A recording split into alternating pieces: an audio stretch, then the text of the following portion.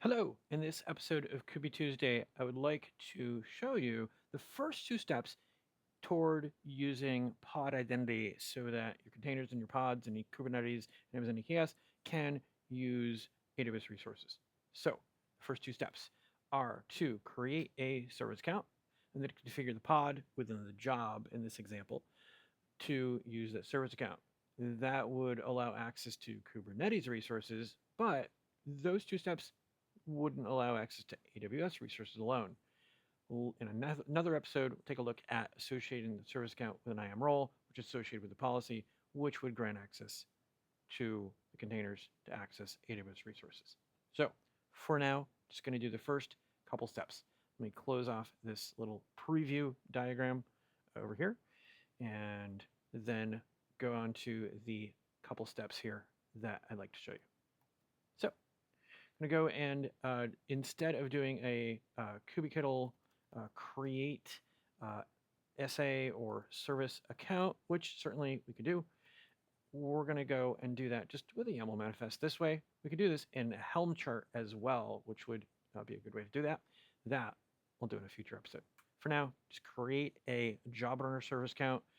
I specify the namespace in here. I don't usually do that in a Helm chart. I also don't usually do that in bare Kubernetes YAML, but I did it in this example. In the next step, I'm going to go ahead and then take that file and apply it into the cluster. I don't need the -n, job-ns. I just included that for kind of consistency with the way I normally do things. So I created this new service account inside the cluster. That can be used by whatever pods you want, whether they're created by a deployment, stateful set, daemon set, and certainly by jobs.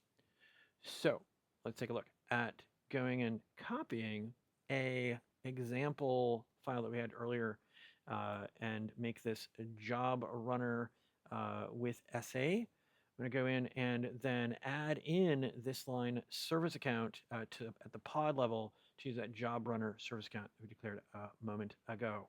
So I'm going to go in here. I'm not going to do that up in VS Code. Just going to expand this out and then do yay, big dollar. So go in here and in the job definition, we have the template, the metadata, and then the spec of the pod for the job. So I'm going to have the containers in there.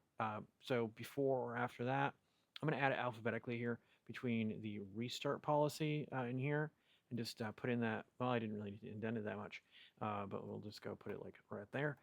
Service account at the pod level. Again, not inside the containers themselves, job runner service account right there. That's it. So the difference between the thing we copied from the job runner custom semver mapped to the one with the SA there, that's the only difference, is that service account line. So then what we would do is we would deploy the job by doing a kubectl apply. That's it. The first two steps toward, again, going ahead and setting up a service account with a pod, and then in a future episode, take a look at going ahead and then associating that with an IAM-ROLE to work toward pod identity. Hopefully you enjoyed this episode. Best wishes to you. Thanks.